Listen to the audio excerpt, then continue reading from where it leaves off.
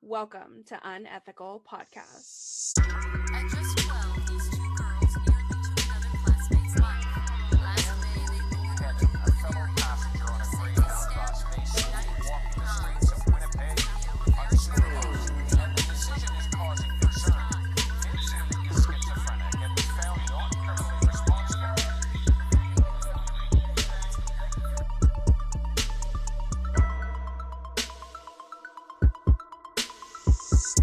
I turned off the recording in progress voice so Richard can't fucking do it anymore. Stuck on that, Richard. Yeah. That's what you get. Being a dick. Ha. You can't help it. That's true. It's kind of what we hired him for. That's true. That's true. If nobody liked him, he wouldn't still be here, probably.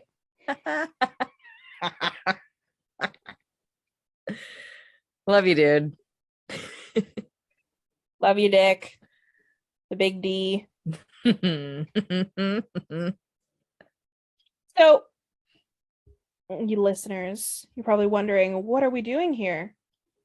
We just released an episode. Why are we back? I'll tell you why. It's because nobody will shut the fuck up about Gabby Petito. And we like not shutting the fuck up. So here we are. You were really good at not shutting up. It's a gift. Yeah. So that's what brings us here today. Hi. Hello. Tally joining. I've never seen a case, with the exception of maybe Casey Anthony, that exploded the internet the way that the Gabby Petito case has. And I don't understand why. It's not a particularly unique case. Like, it is ultimately a domestic case. I guess it's sort of like Susan Powell. Yeah. What I think, the main attraction is that they were on a dream that a lot of young people have, and they were doing it. They were doing the damn thing, and tragedy struck on, the trip of a lifetime, so to say. So I think that may be the main attraction. And also, she is a pretty blonde white girl. Yeah, pretty middle class. Or may not have a lot to do with it. White, low risk. Yes. And her father. What about her father? He took to the internet by storm. I mean, he rattled the media's cage from, I think, September 1st. Is that correct? That's when she was reported missing September 11th, so it would have been okay. Slightly after. I think he released his first statement September 14th. Yeah. So squeaky wheels get the grease. Yeah. And I'm in a new setup, so I keep that's hitting important my to mic. know. My bad. Try not to do that. That's okay. I talk with my hands like an Italian, which I am not. I think that part of this fooled me. Did I? Yes, I'm hairy and I cook a mean spaghetti. So, volume 2. That's true. Volume says Italian. That's true. They're kind of always yelling. I am a yeller. It's true. Our second episode, one of our listeners was like, just, you yell too much. And I was like, yeah, I'll try to stop. I don't. You're noticing it more now because you're editing though, right? You're like, damn, Celeste is fucking loud. Yeah. Me too, man. Yeah. Me too. I like your energy though, for sure. When I get excited about things, I will I'll yell. My volume definitely raises, and I got some powerful lungs. So absolutely. The more social podcasts, it's like less control of the volume. It's just one dude talking into a mic. He's like aware and has his distance set up, but it's like, I'm not gonna like sit back here when I'm like excited about something and then like come in here when I'm serious about something. Like, fuck that. That's what editing is for. Yep. Exactly. I don't want to be thinking about my body language when I'm trying to produce content, god damn it. But I think a part of this is she's like a like a puppy. She's so adorable. She looks like she's like 13. Yes. She's itty bitty. Mm-hmm.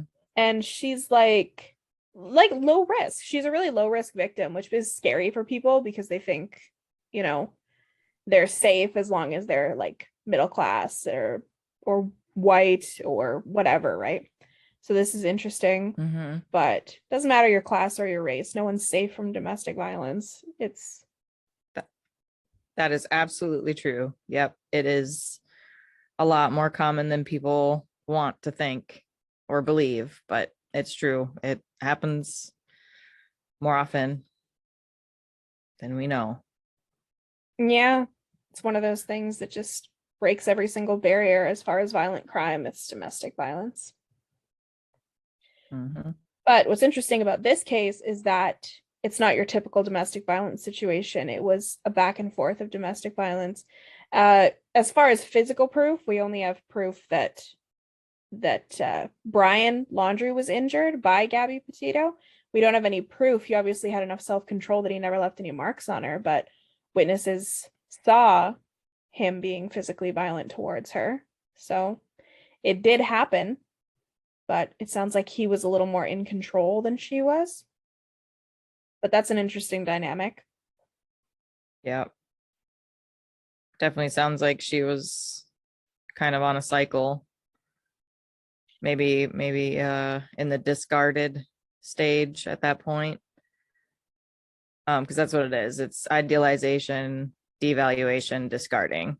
And it just keeps happening. As soon as you say, like, I've had enough, the victim says, I've had enough, then they start graveling again and treating you like you matter, that you're important.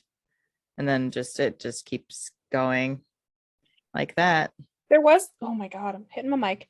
There was that here of friends of Gabby and Brian said that he would get really jealous, like very jealous of any time that she wasn't around him, basically. And there was one friend who said that he stole her ID because she was going to be going out to a bar with a friend of hers. And he took her ID out of her wallet and didn't tell her to keep her from being able to go inside the bar. But these same friends were like, but he cooked her breakfast every morning. So it's like the night before he's saying, you can't go out. I don't want you to leave the house. And he's, quote unquote, apologizing the next morning by cooking her breakfast. Right. And based on how many breakfasts and also they saw, that's a lot. That's a lot of abuse. Sure. And that is, I would say that's a control move on his part to take her. You don't take people's belongings. That's common knowledge upon adults, is it not? That's common knowledge in kindergarten, man. That is part of the curriculum in kindergarten. You don't take other people's shit. Exactly. Don't touch it. So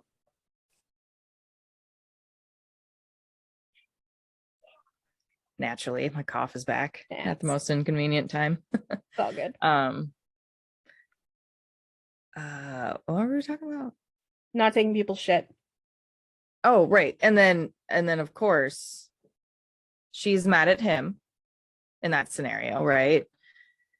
Who knows what his excuses were to that or how he's even explaining his way out of it, because I'm telling you, narcissists have their way of keeping you exactly where they want you. And I just feel that she may have been riding this wave with him and very vicious. And then, making breakfast in the morning. I mean,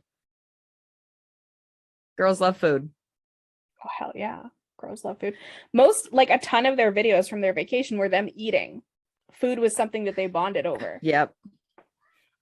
Like they had seems food was part of their relationship.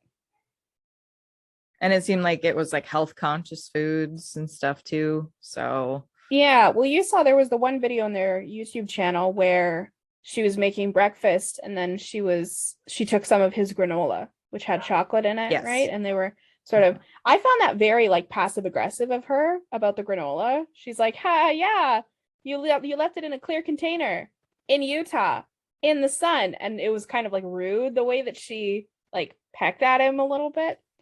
But at the same time, his behavior, like if you watch his reaction to it, it rolls off his shoulder. You know, he doesn't get tense. He doesn't like walk away. It just rolls off his shoulder and he's chuckling along. Like either he's a very talented I think they're actor. both giggling. Yeah, but the way that she did it was rude. Honestly, it was rude. But it was like the camera is in front of you, sure, but there's no people in front of you. And like it takes a different kind of self-awareness to be self-aware in front of like something that can be deleted, you know? Sure. So whether I get that. Whether he's usually typically kind of rolls off his shoulder, and that would indicate that he's like explosive, you know? But maybe it's just because Or he was aware of the camera. Yeah, exactly. So those are the two possibilities here. Either he's a really good actor or he's one of those people that like is super passive until he explodes. Right? Yeah. Right. So this is all speculation, folks, by the way. We're not professionals. Right. We don't know any more than anybody else does, but it's interesting to. But this is important to talk about. This is dating violence, and it is real. It exists. So it's time we bring awareness and we talk about it. We talk through it. It's important to bring help up, others with questions to, yeah, have a little clarity. Mm-hmm. Well, for anybody who doesn't know this case super well, I'll give you like some quick highlights before we keep going, because we've already talked about. God damn it! Get out of the way, Mike. We've already talked about a few things, but so Gabby, Petito, and Brian Laundrie, they'd been together on and off since 2015. Okay, so they actually were broken up for several months in 2016. That was their longest time apart, and they had been together without breaking up since 2019. In July 2020, no, in March. Oh shit. No, yes, sorry. July 2020, he proposed to her. She said yes, but they called off the engagement in mid-2021 because they felt that they were too young. And I assume because they wanted to pour all of any money that they may have thought about putting towards a wedding into this cross-country trip that they were going to take in this van that they converted into a small living space. So it was like a little apartment. It had a little kitchen, had a bed in it. It was very cute. She obviously put a lot of thought into the aesthetic because of them starting a vlog. So it, I assume, was very expensive just by looking at it.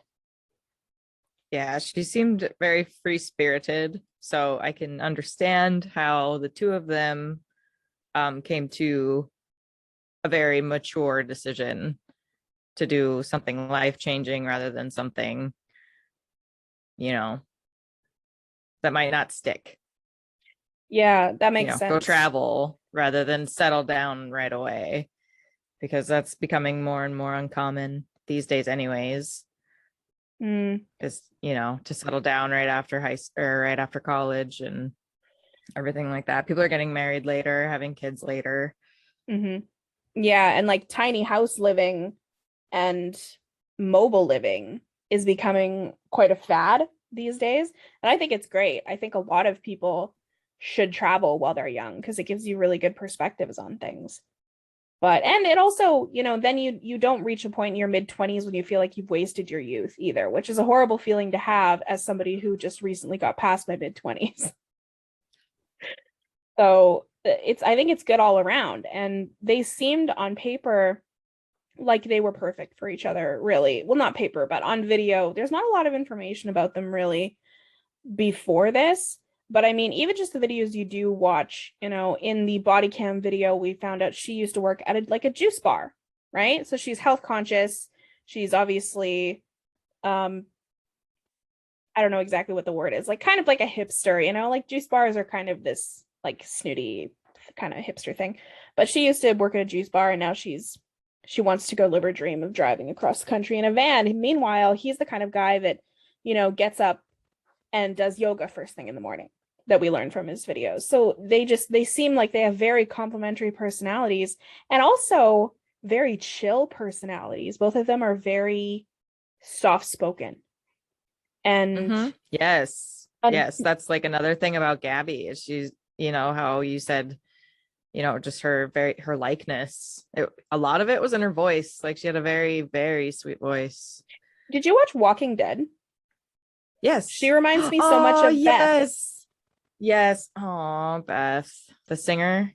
Yes, yeah, exactly. The little lady, right? It reminds me a lot of her. Very, Yeah. very cute, very blonde, very little, but like soft spoken and kind of non-threatening until Tough. she's threatening, you know? Sure. Yep, but tough. She can probably handle her own. Well, Well, I mean, how we all can handle our own. We all have limits, people. everyone's vulnerable in this world to one thing or another. So, at this point, we don't even know what happened. So, Right. but they look great together. They seem great together. They seem like a genuinely beautiful social media couple, like you've seen a million times before. But Exactly. But you only highlight the good stuff. mm-hmm. Same with I'm sorry, Shanann. Was that her name or Shanann Watts? Shanann Watts, yeah. Yeah, all you saw was good stuff in their videos. Yeah, these two even cases though his personality was so strange in all of the videos, Chris Watts. Mm-hmm. Yeah.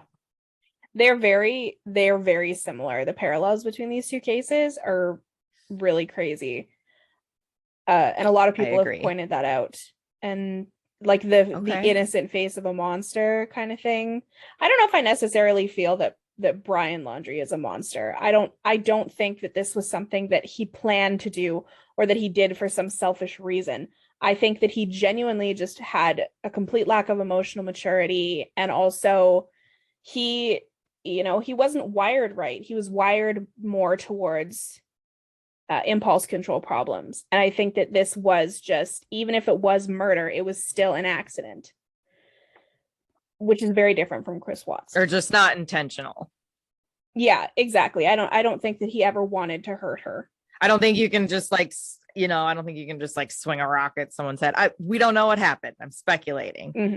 But you can't just swing a rock at someone's head and be like, that was an accident.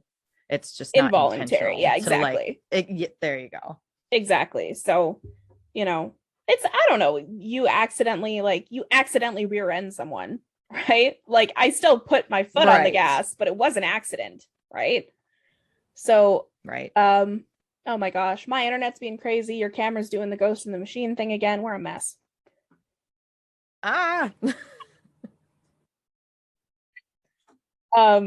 Is it fixed? I don't know. You're gone now, man. You're gone. Oh. What button is it? On the bright side, my internet signal is much better now.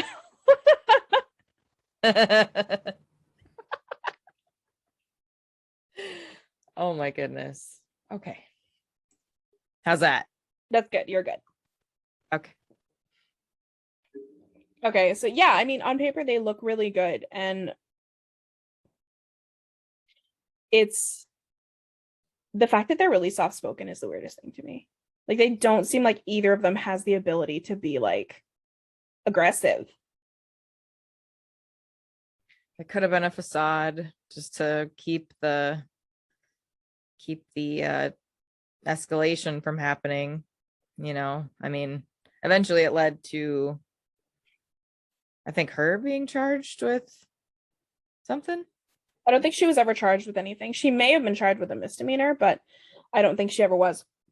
I think they were just ordered to be separated for that 24-hour period, and that was that. Okay. But it's interesting to me that Brian does yoga, because there's like a ton of health benefits to yoga, but yoga is great for learning self-regulation, which is ideal for people who have anger problems. That's all speculation, but I wonder. It's also good if you want a lot of upper body strength. That's true, but he wasn't super jacked. Built. No, not at all. No, he wasn't scrawny or anything. Not he at all. Definitely wasn't like very. He wasn't He was toned. what's the word, like Bodybuilder. yeah, he wasn't a bodybuilder, but he also, like, you can tell he wasn't like vain about, Yeah. like, you can just tell he wasn't a vain guy. He wore like dirty t-shirts and like he didn't Baggy work out a clothes. ton. Yeah, exactly. So he may have gotten into yoga for a bunch of different reasons, but I wonder if it had anything to do with self-regulation. Yeah.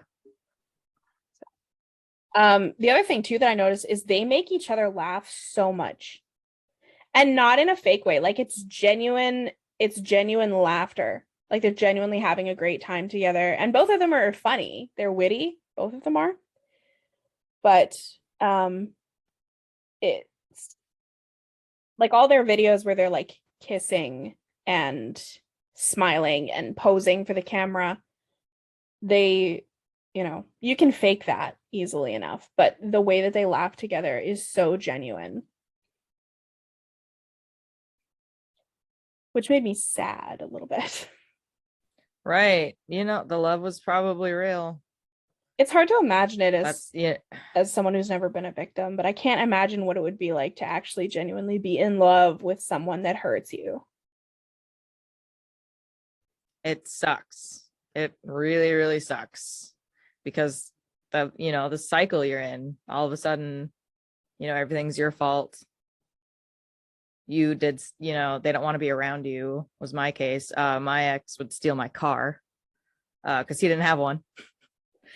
What a guy. Fucking 30 years old and didn't have a car. Why would he get one, right? He had you right where he wanted you. He could take yours.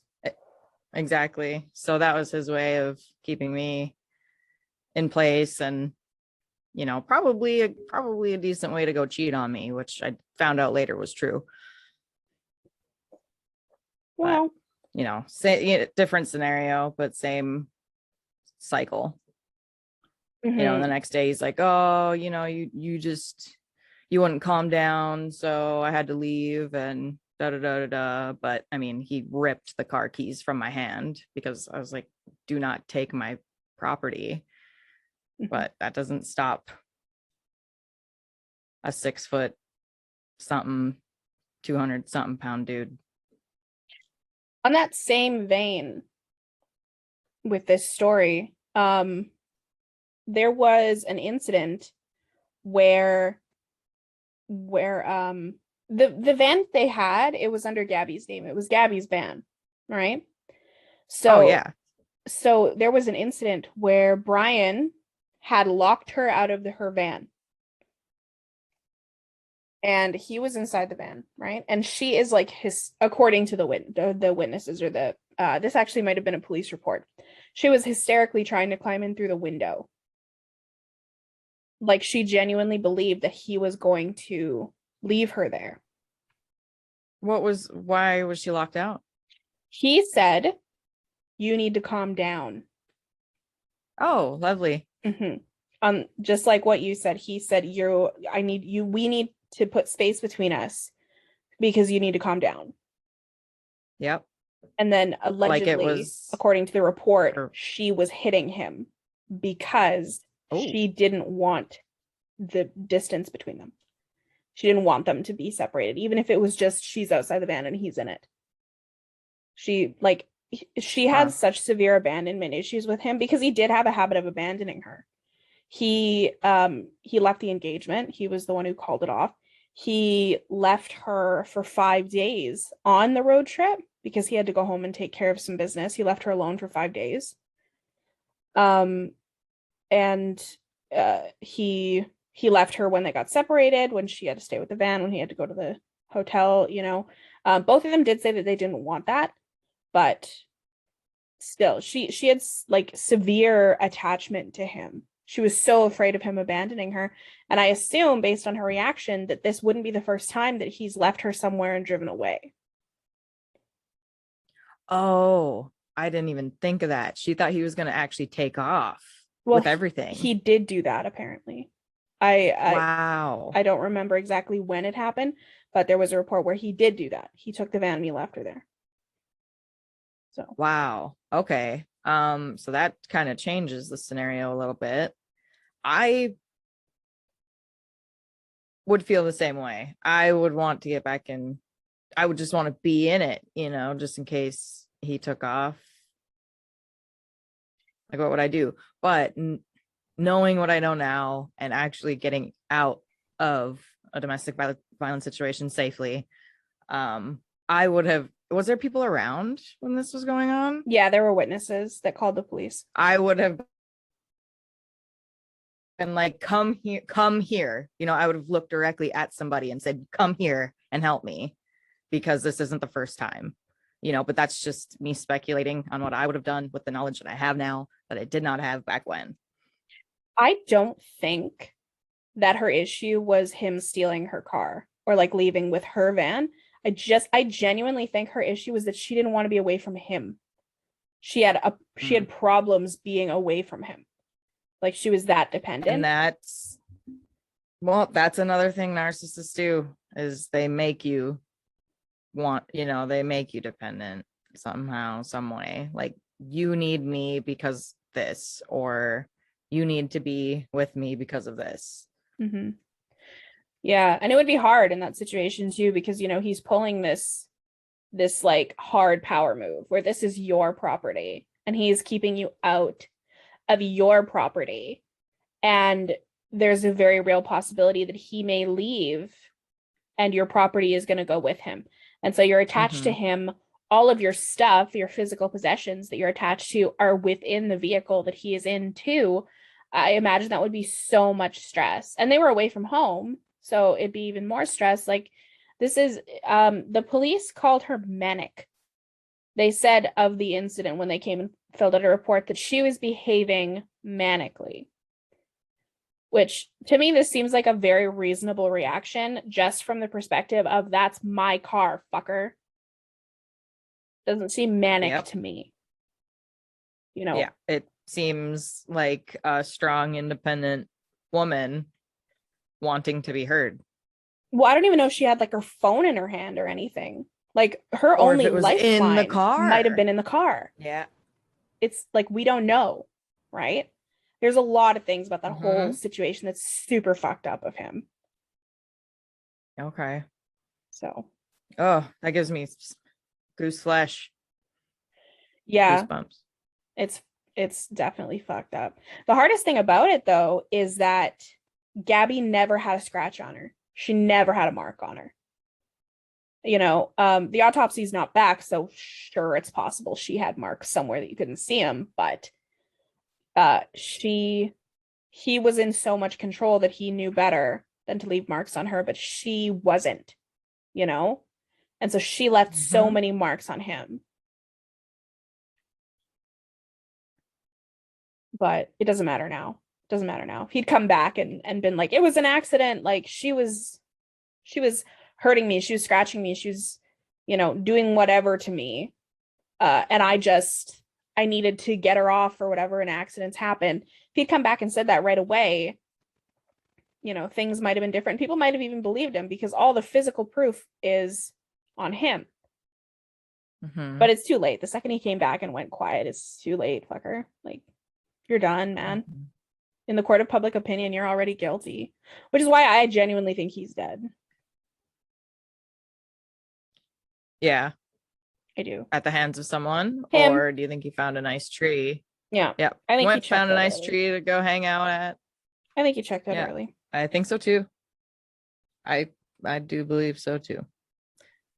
Especially just like walk. Well, we'll get there. Yeah. But that's just my opinion. We'll talk about his parents a little bit, though, because there's some evidence there that awesome. He's not dead, but I think he is. I just think that his parents, they're protecting their kid or whatever, but they're like, I don't know, man. If my son killed his girlfriend, I might be kind of okay with it. Hard to say. They knew her too. They were together 6 years. I don't think they knew her well. So yeah, you never know. I mean, we should probably, just say, like, my heart definitely goes out to Gabby and her family and friends for sure. Like, this is tragic as tragic can get, and I'm so sorry that this happened to y'all. we just want to make sure that Gabby's name stays out there for you. This is important to us, to bring awareness to this absolute tragedy of life events that happens to so many young people. And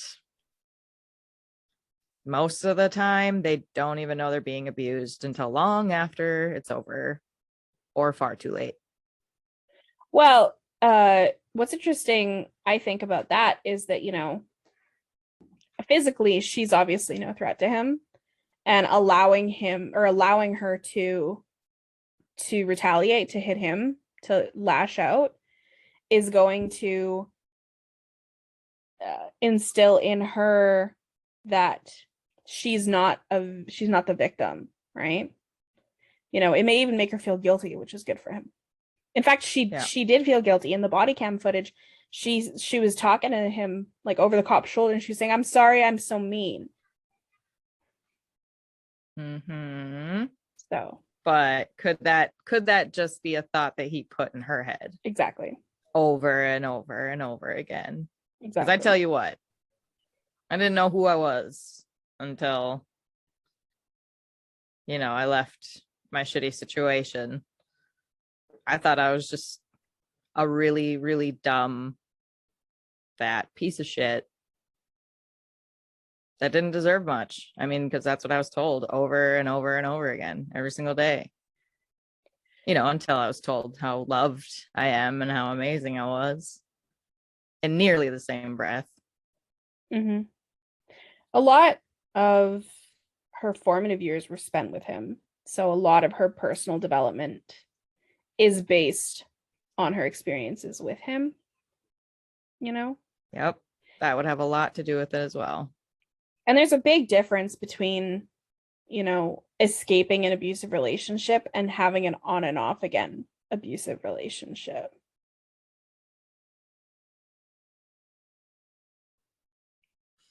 I had a thought, but I lost it. You cough it out? I guess. It's just mist in the air now. It'll come back. Don't worry. It all comes back around again. But yeah, the fact that they were on again, off again, like she never like fully escaped from that relationship. And I'm sure, if this situation is what people are speculating it is, he was well aware of that. Sure. So, but yeah. So they're on their cross country tour, right? So while they're doing this, Gabby's goal is to start a vlog and I believe a blog also, and then a website, right? So she's building a website while they're on the road. So the website, for example, right now has a note that says, we're out of Wi-Fi, like to be continued kind of thing. So she's building it while they're on the move. Oh. It never ended up being finished. If you go to the website now, and that website is www.nomadic static, STACIK. It's got a very cute little illustration of like their silhouettes in front of the van. Like this was going to be huge for her. This was going to be like what Unethical Podcast is to us. So, but it never ended up being finished, which is unfortunate. They left on their traveling on July 2nd. And then between July 4th and July 31st, they were posting on Instagram the entire time. So the posts were all normal and happy, but the posts gradually got further apart in that time period. So there was a bigger hiatus between posts. The Instagrams are kind of interesting and telling, I think. Her Instagram, all the photos that she posted, almost all of them were of her. The ones that weren't of her were of her and him. And there was a few of those, but most of them were her wherever they were traveling. His Instagram is different though. His Instagram is all pictures of them. Like there's a few that are just him, but most of them are pictures of the both of them. And some of them are just of the scenery, and none of hers are just of the scenery, which I think is interesting. And it's indicative of his jealousy. He's like, this, like, we are an us, where she's like, I am a me. Right? And this is a journey that I've wanted to take. I'm doing it. I mean, together, but her van. It was about her. Reports say that he actually wasn't super into the idea. He just kind of did it because she wanted to. Oh, that's just even more heartbreaking. Well, now my heart's in 4 pieces. Yeah, according to the body cam footage from when they were pulled over, he would tell her all the time that she couldn't do it. She couldn't make her website, work for her. She couldn't create this social media channel, right? He was big on, you can't do it. This isn't going to turn into anything. So that's disheartening. He wasn't super supportive, and I think all that comes down to he is jealous of the time that she is dedicating to this new thing, and he wants her attention to be on him. And the attention that she's getting from people he doesn't even know, people on the internet, that probably was a big trigger. I think so. To use the word lightly, excuse me. For him, a trigger is usually something a victim experiences for, what I don't know what the bad guy feels. Whether or not he's the bad guy, it's also but it's not a trigger, man. It's like I don't know, like an irritant, like an eyelash, like a match. Yeah, exactly. It's the match that lights the fuse. Okay, so Brian's Instagram, I thought this was kind of interesting. His caption says, "Bug bites are better than being brainwashed by the media." Oh, that's telling. So I guess he wanted to be like more off grid than maybe she wanted. Sure. That seems like a very like polar opposite vibe. Yeah. Then look at me in my travel vlog and don't leave granola and chocolate in your van in Utah. In a clear container. Pro tip. In the sun. Hashtag pro tip advice. Hashtag all the hashtags. Hashtag van life. That was their hashtag. Yeah. Not van very girl creative, interrupted, but... man. Yeah. So, yeah, like I said, the friends said that the relationship with Brian could be controlling and that they would fight. The friends call their fighting normal, though. But I think stealing someone's ID is super not normal, personally. But no one ever saw physical violence between the two. Like, no friends, no family, no one ever saw it. Well, I mean, we can assume that probably some people did because so many eyewitnesses saw it while they were traveling after this became a huge sensation. I imagine quite a few people probably saw it when he thought no one who mattered was watching. Right. And maybe they just didn't, maybe they were just minding their own business. The bystander effect. Don't get involved. Yeah. Yeah. Exactly. And that's, I think we've all been there. I praise that 911 caller. Is that what prompted the squad to follow the van? It is. Yeah, that man who called 911. That is how they got pulled over. It is. Was from the 911 call. Yeah, because he knew the make of the van, which was really helpful. And he also had the license plate, which is how they know for certain that this 911 call was, in fact, about them. So this was the first time and the only time that anyone outright stated that he hit her. Because the 911 audio, he explicitly states he was hitting her in the car. Then they got out and he was hitting her on the street. And then they got up or they got back in the car and they left. And so this, I believe, was the incident when she was trying to get back in the van and he wouldn't let her in. So, and that's why they were fighting, Again, this is hitting, it sometimes people who call 911 will like increase the drama of it because they feel like the police might not respond otherwise. And so it is, we can't say for sure that he even was actually hitting her. It's possible she was hitting him. We know she was. He had fresh bleeding welts and he was just pushing her off or whatever, right? We can't for sure say that he was hitting her. And I think based on all of the evidence, I really don't think that he was. I think he was laying hands on her, but I genuinely don't think he would hit her out in the open like that. So, but either way, that is what prompted them to pull her over. She pulled him over, right? He hits a curb while they're following on the body cam footage. And that's when they were like, oh boy. So she's crying and he's normal, man, calm, charming. But the body language expert said that his body language indicated that he was nervous, intimidated by the police. So Under duress of some sort. yeah. Did you watch the body cam footage? I know it's long. I did, yeah. I did, yeah. Yeah, that was a weird situation for sure. I mean, I think the police did the best they could in that situation for sure. At least kept her safe for one more night. Well, at the time they had no back. Whenever, exactly.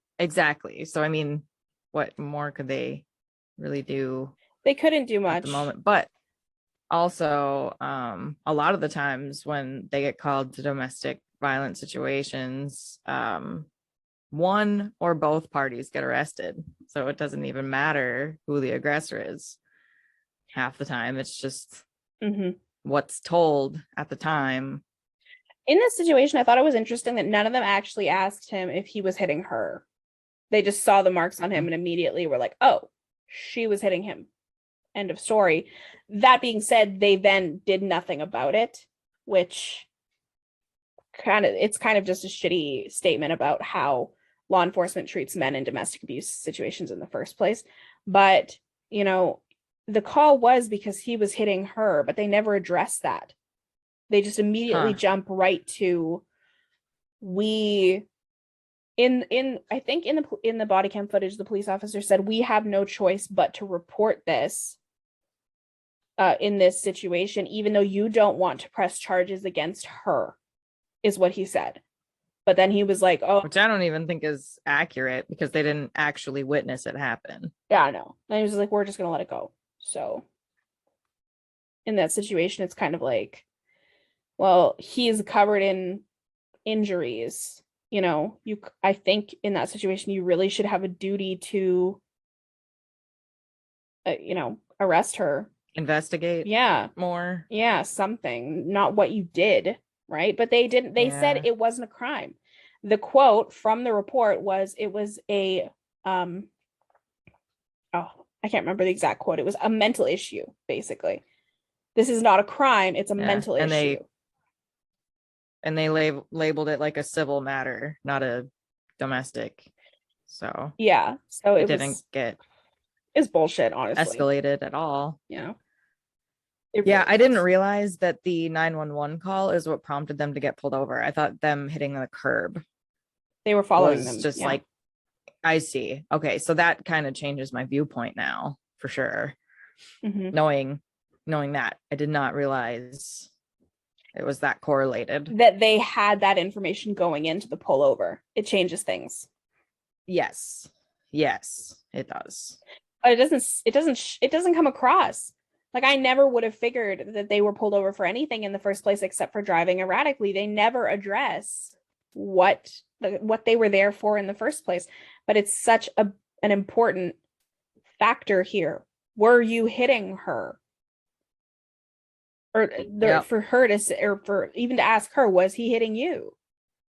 Right? They never asked. They actually might have. I don't remember 100%. They might have asked her, but I don't. Oh, yes, they did. And she was like, nope, not at all. No. But I mean, exactly. You cover for people you're dependent on. Exactly. Right. So I don't know, man. And you cover for the people you love, whether it's toxic or not. It's awful. It's sad. Yeah. And this incident was the beginning of everything. Everything was basically quiet. There's no issues that come up in text or anything. Her mother did say that over time, the texts indicated that there was more tension, but two people living in a van, like, I don't care how much I love you, that you're going to get on my nerves. That was a tiny, tiny bed. It was.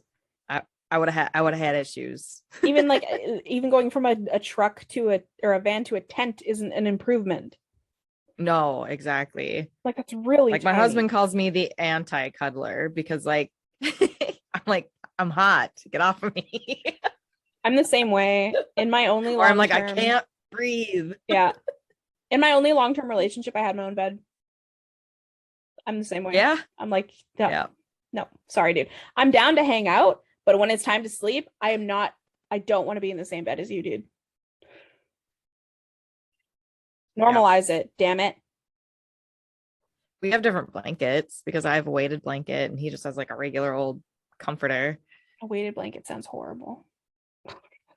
Oh, I don't even move all night. Like I wake up in the same position I fell asleep in. I'm just like, yes, Doesn't it get so this hot? is life. They seem like they would get No, so well, hot. I'm just always cold. So Oh, I'm the opposite. I have like sheets that like stay cold all night. I have like a gel cooling pillow. I sleep with like an air conditioner pointed right at me. Like, I'm always hot. But yeah, so this is the beginning of everything, really. No incidences up till now. And then everything afterwards is basically like, it happens really quickly. And this is August 12th. Yes, correct. So between July 31st and August 12th, neither of them had posted anything. There was a complete total hiatus from posting, which was interesting. But it's possible that that's just because Gabby was really focused on the website or the making the video, because the video was posted. The channel itself was launched on August 19th. So it's possible she was just busy working away at that. You can tell she put a lot of effort into it. So, but yeah, that was 7 days after they were pulled over, right? So definitely telling a different story. But okay. Her sites were still the same, it seems, you know. This is the beginning. Like her focus never shifted. Yeah. Exactly. It's sad. She posted literally, this is the beginning of our journey together, right when it was just days away from the end of their journey together and her journey at all. It's brutal. Very brutal. Yeah. So I imagine, you know, it's, you know, their journey up, you know, from the East Coast to the West, right? Is what the website is about. Well, I'm not 100% sure. I don't know if they were traveling in like a circle, in like a line. I don't know. National parks, I think, were where they were trying to go. They were trying to camp in like every national park. But yeah. No, he's cool. I just had to make sure that sound wasn't him like dying. So let me see. Is there anything else in the video that I wanted to mention? So yeah, so for anybody who didn't watch the dash cam footage, he like didn't want any charges against her. They both adamantly were like, we don't want to be separated, but ultimately they were like, you have to spend the night apart. So Gabby left in the van and he was checked into a hotel where they spent the night apart. And so that was the end of it. That was the end of the entire incident. So okay. And she was already crying when the officer went to the window? Yes, and she cried the entire time. Because he went up to the vehicle, he pulled her out to talk to her, and then he was like, let's get you in the back of my cruiser. You can sit in the AC while we go and we talk to your boyfriend. And then they talk to him and he's calm, he's chill, and she's in the back, she's crying, she's doing whatever. So, but they separate her, and she, like, neither of them wanted it, but both of them were like, okay, like, sure, this is what we'll do. That's fine.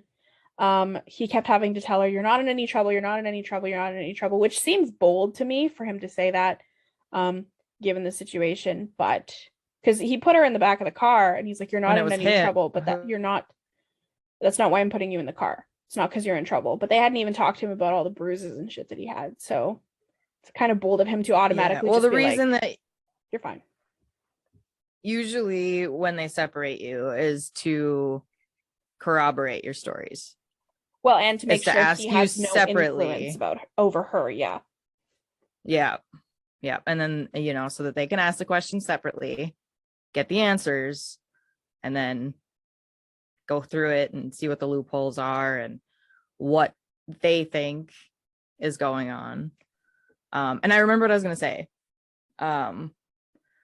With this vicious cycle of domestic violence, the victim and the abuser both tend to pick up habits. We are creatures of habit anyway.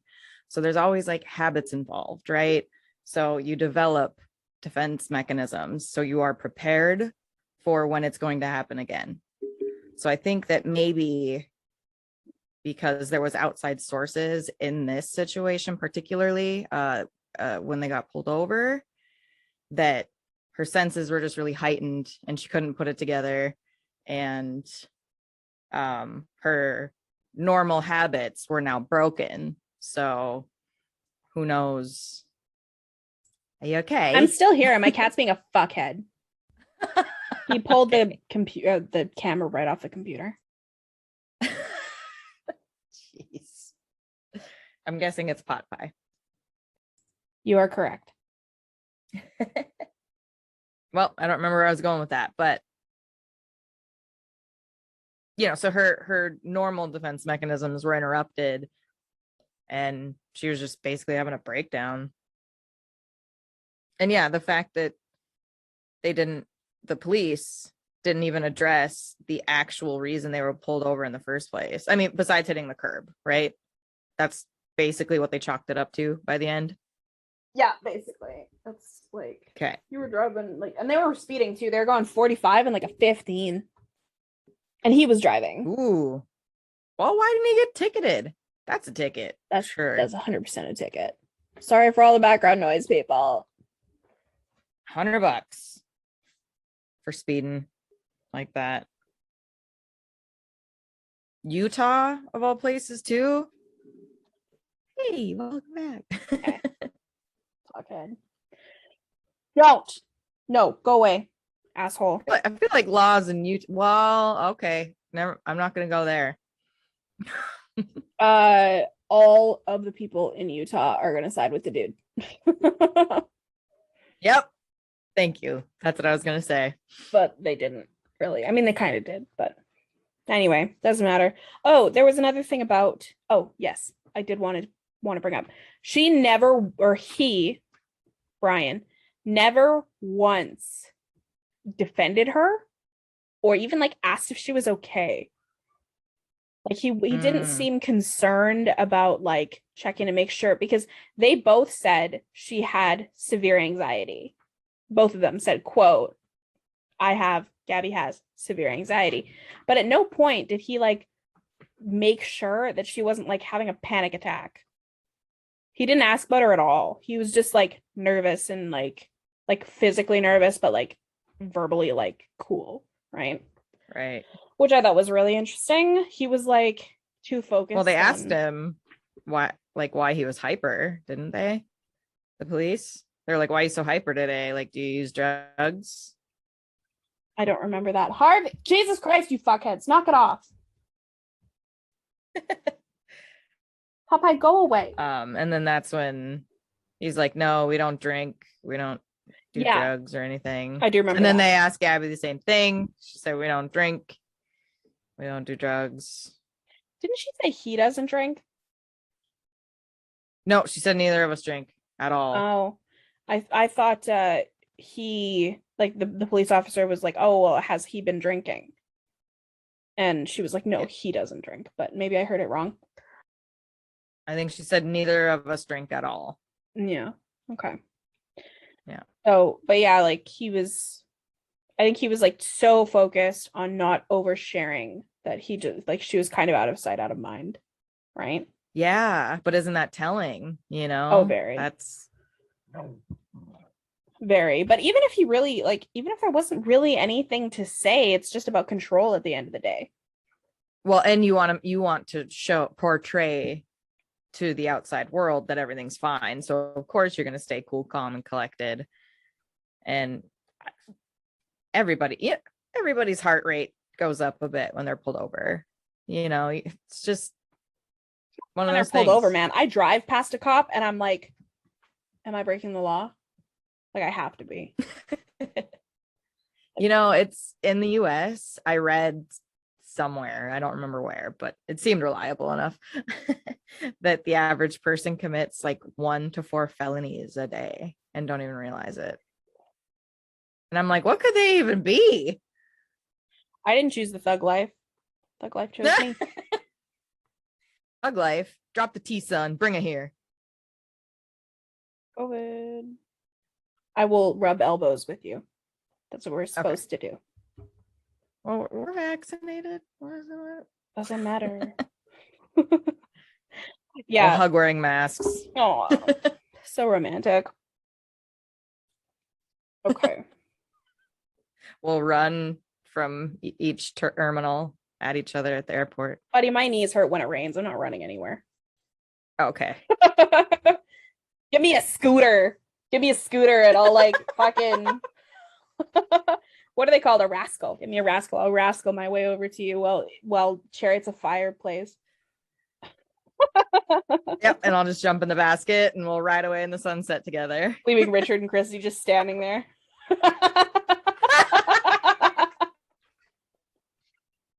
They'll have their own whatever it's called. Yeah, I'm pretty sure it'll be like Richard walking up to Christy and going, "Holy fuck, you're tall."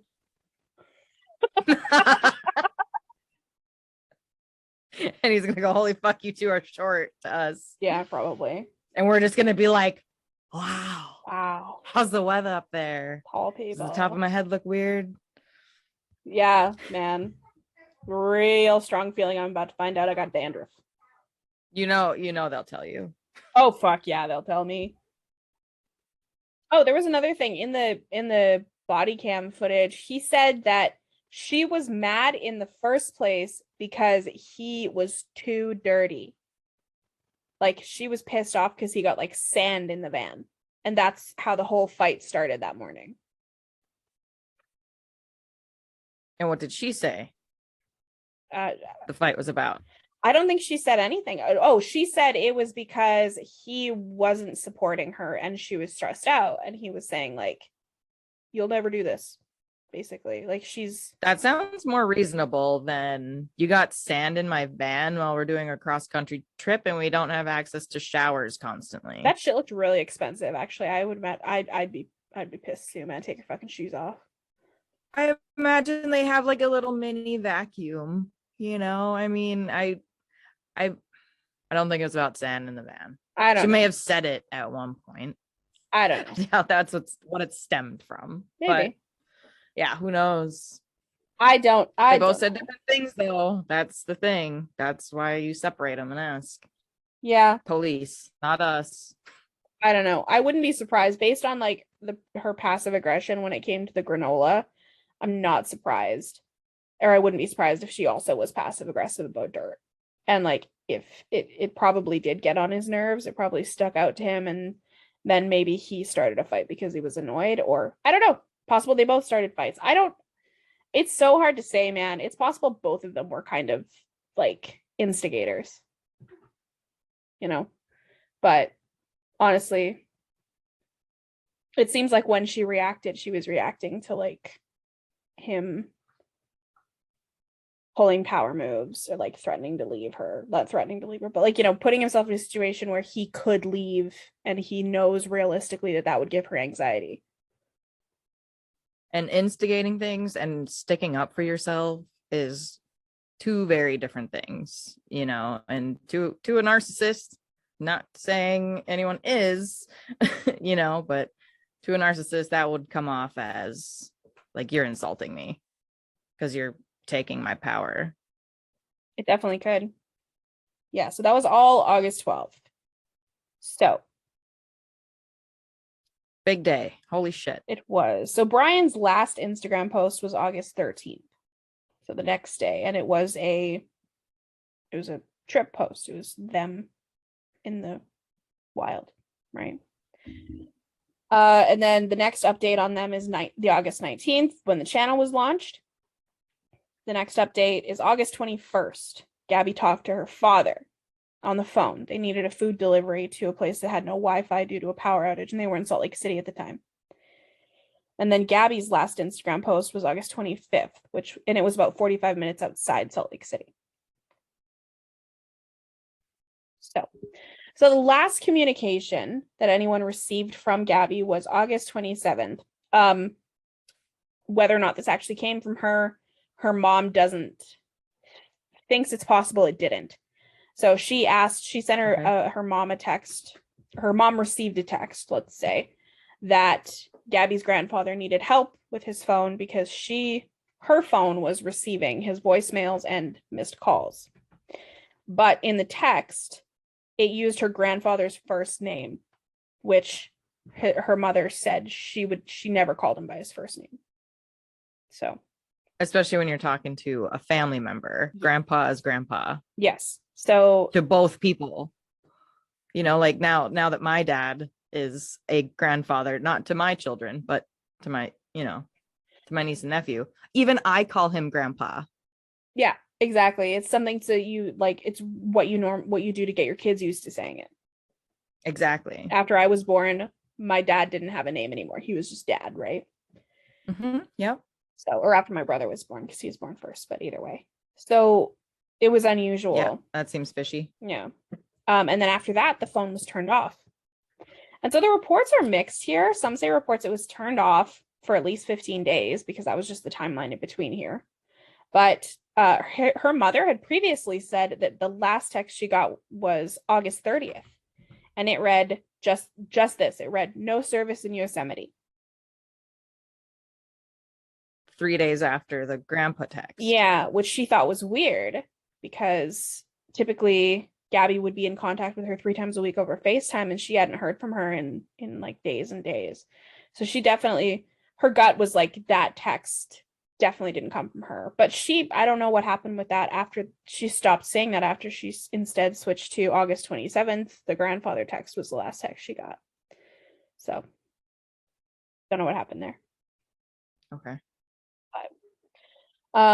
There was actually, as of today, this was just a couple hours ago, there's a new unverified report that says that the couple were seen in Jackson, Wyoming at a restaurant arguing on August 27th. So according to the staff there, the woman was crying and the man appeared to be agitated. He was pacing in and out of the restaurant and he was being aggressive towards the staff. So this lines up because a woman on TikTok claimed, no, that's not right. This lines up because there was a social media post from a completely unrelated family of vloggers that was traveling in that area. And their video, they were driving down a road surrounded by trees.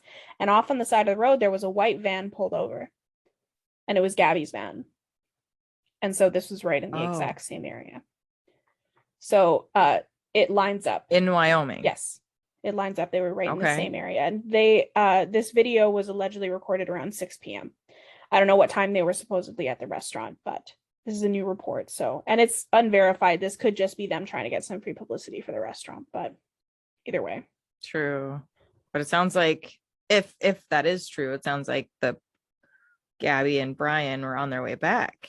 Then they'd be heading back east. I don't know my states, but if you say so, that's interesting. Sure. I'm gonna take a look just to verify, but go ahead. Well, we do know for sure that that's where they were. They were in Wyoming. So, we'll get to why in a second, but the next update is right. So a woman released a video. They would have been heading northeast. So back towards Florida or sort of in a circle? Actually towards Minnesota. Oh. So up towards Canada. But is that backtracking from where they were? Yes, they would have been going back east. So maybe they were coming circle. It's possible. Yeah, like doing the horseshoe. It's possible. That I hear is common. Yeah. Yeah, that's interesting. But yeah, they definitely were in Wyoming. That is absolutely confirmed. And We know that. I'll say in just a second. But the next in the timeline, this update came like really recently, but next in the timeline is August 29th. A woman posted a video on TikTok claiming that she and her boyfriend picked Brian up while he was hitchhiking on August 29th. And he told them that he'd been camping alone for several days. Like I said, Gabby was last seen officially on August 24th. If you discount this new report. But if she had 27. been seen on the 27th, that would be a couple of days at least that he would have been alone. But he wasn't dirty. So they doubted that he'd been camping, and he ended up getting really irate and just getting out of the car and leaving. So out of nowhere, or did something prompt him to? she just Did said they it was, ask him who he was? no, or she just, something. I guess they had some they had some questions about like he'd been camping. He said he'd been with his his fiance, but he hadn't been with his fiance for a few days now. He'd been camping alone, and I guess just the conversation wigged him out, and he left, and he was like, I'm going to find somebody else. Apparently he was going to pay them like a lot of money, like $200 to take him 10 miles. Whether like why he wanted to go those 10 miles or where he was going, I'm not really sure, but he was like grossly overpaying them for it. It was strange. And something he could walk in a day. I'm sure of it. No, knowing he does yoga and shit. Or take the van that he obviously had with him. So yeah. possible. And okay, so he was picked up in Wyoming as well. Hitchhiking in Wyoming as well. Yeah, he was hitchhiking in Wyoming. That's where they picked him up. Okay. And that's where they were gonna give $200 for 10 miles, which is insane. That's an insane rate. It is, yeah. And I don't know if maybe he liked the van, he didn't want the van seen, or he didn't want like to be tracked via the vehicle somehow, like by the police or something. He may have been paranoid. It's hard to say. But either way, he was acting like very strange and erratically. According to this woman, some people say she's just doing it for attention, that this never happened. A body language expert or a facial expression expert, I think he was, does say that all the indications are that she's telling the truth. So I don't know. Okay. No pausing in her story. No, like just kind of rolls on. Exactly. He said something, he used the term, shoot, I can't remember what it's called, like lobbing or something. And it's like your story lobs along uninterrupted on like a very even sort of, no plateaus, no peaks, Yep. just. So I don't know whether she's telling the truth or not, but it would line up with the timeline.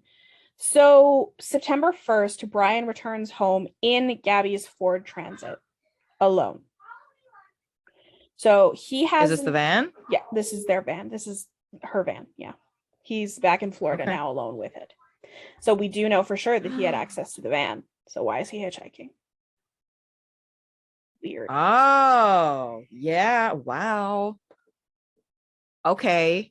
That's a strange turn in the timeline. It's very weird. Okay. So that would have been on the 27th. He was hitchhiking. 29th. Right? 29th. She picked him up. Okay. So 2 And days. then he was already back in Florida by the 1st. Yeah. So I don't know if you know how long. I didn't look it up. It didn't occur to me how long it would take to get from Wyoming to Florida if you drive there. You can do it in 2 days alone.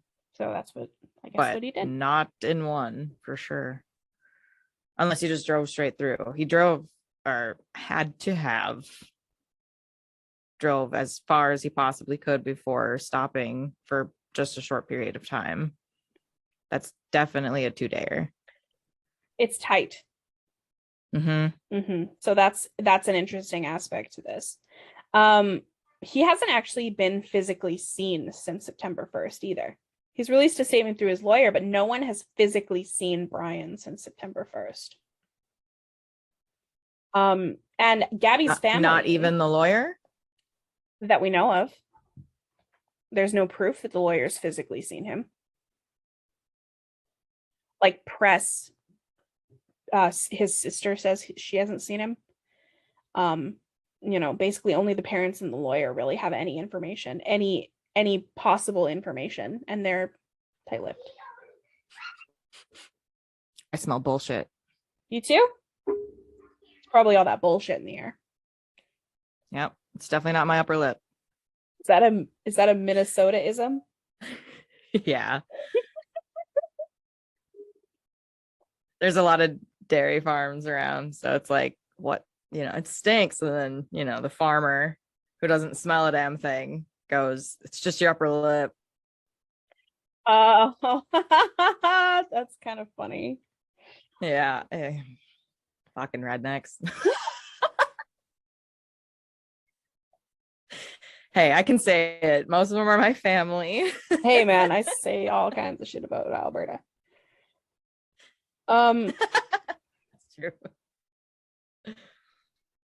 Yeah. So, okay. So Gabby's family, at least her father, he's really the one that's been like out there, like boots on the ground. He originally believed that he had abandoned her in Utah because the last update that they'd even had from her was in Utah. Right? And that was a physical phone call to her dad for food delivery. Yes. So that's what they thought, right? And that's initially so he heard her voice. That's important. He did, yeah. And so they had no idea even where to start once they reported her missing on September 11th. 10 days later, they waited 10 undoubtedly agonizing days for her to follow him home. Or at least call. And they finally reported her missing on September 11th. I personally think that is a weird gap. I feel like I would have reported her missing much sooner, but they didn't know he'd come back because Brian's fucking family never picked up the goddamn phone. They'd known each other for 6 years. They were basically in-laws. They didn't pick up the fucking phone. That's very sus. That's bad. That is really bad. But Gabby's dad said, in my books, they are worse than lying. They're just as complicit or something like that. And I completely agree. His family this is disgusting what they're doing. So her family had no idea even where to start looking for her. A human life, Gabby's life that mattered, is gone. Mm-hmm. And we don't know why. We don't know how. And it's not even about us. It's about her family. Her family deserves to know. They do. And this is frustrating. It's frustrating to me. I can't even imagine how their hearts are shattered. It's scary, letting your kids go in the first place is scary. Even I'm sure they were just riddled with anxiety the day that she even left on the trip. And now, not even to know not even to know what fucking state she's in. Not like physical state, but actual like geographical state. They don't know.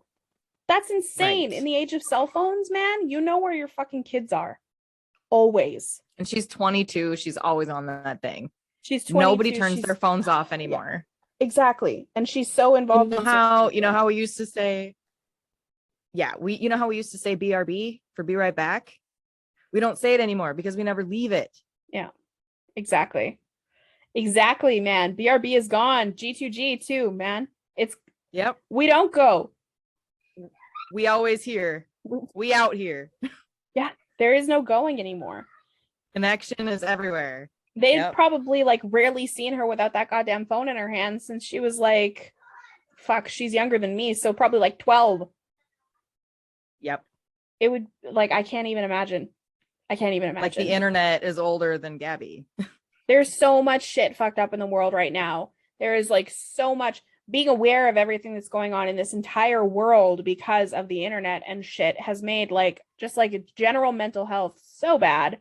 Like, it's stressful. They had that clown as a president for a long time. The fucking ISIS shit that's going on. Like, the world sucks in so many ways. And COVID, let's not forget. But the one guarantee that people in this shitty fucking generation have is that you can always contact people. It is like the silver lining of this horrible fucking piece of history. But at least I always know that I can give my kids a call. Yep. And they didn't get that. That's all. What's left after that? Just fucking COVID and Trump and other bullshit. It's not fair. It's not. Not It fair, is not. Brian, you And piece of shit. And if you're listening to this, go home, be a man, slap your mother and your father in the face for being dickheads, and go to prison. you Find yourself a nice husband. tell us the story, because Give us and a call. apologize to Gabby's family. Apologize to Gabby. Do the right thing. You bag of fuck. Do good, be good. I don't care if it was an accident. Period. I don't care. I really don't think that's what happened. But even if it is an accident, even if, you know, pretty much no matter what, any circumstance whatsoever that it could have been, it doesn't matter. You are a piece of shit right now for what you're doing to her family. Yep. If you genuinely care and worry about someone, you don't stay tight-lipped about, one, even their whereabouts, and two, what happened to them. And you don't take their And fucking why. car. Asshole. Yeah. It's not yours. Mm-mm. Learn this in kindergarten, dude. Yeah. Be better. Too late, man. Too late. Yeah. Yeah. So the last time anyone physically saw Brian was September 1st. She's reported missing on September 11th. Brian declines to cooperate via his lawyer on September 14th. Gabby's father, possibly whole family, but father for sure, released a statement on September 14th as well, begging him to just help. One of the things that her father said, this may have been later, but one of the things he said is, print out a map, draw a circle, and paper airplane it into my fucking yard. Just give me some place to start. I really like Gabby's father. What's his name? Joe Petito. You go, Joe. He's a good dad. He's a good dude. Huge You bush. are a damn good dad, Joe. You are a damn good dad. Don't ever forget that. Huge bush on Joe. Yeah, definitely. Damn. Just send me a fucking paper airplanes. Just so I know where my baby girl is. That's what my family calls me, you know. So that's a dagger to the heart. My family calls me Pickles. I like it. That's so cute. Sorry. It's just very different. So tell me where my pickles are. Tell me where my pickles are. Different vibe. Anyone seen my pickles? I wanted pickles, or I didn't want pickles. That's even worse. Why? I'm nice. Okay, Celeste. No, I'm just kidding. Oh, man. Every time I go to McDonald's, man, it hurts.